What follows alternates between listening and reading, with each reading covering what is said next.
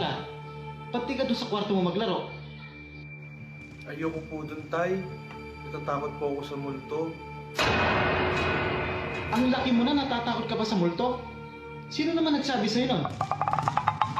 Kasi po, sabi ni Yaya, totoo daw pong may multo. Anak, wala tayong yaya.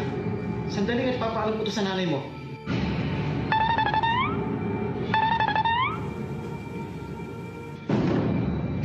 Sam, may multo daw sa bahay natin. Ha? Anong multo pa nagsasabi mo? Sa tanda mo yan, naniniwala ka pa sa multo? Sino naman nagsabi sa'yo niyan? Eh, sabi nung anak natin, may yaya daw siya, wala naman tayong yaya. Ha? Anong anak? Diyos ko, pakulang wala tayong anak. Kailan ba tayo nagkaanak, ha?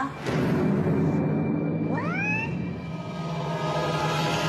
Ano nagsasabi nito?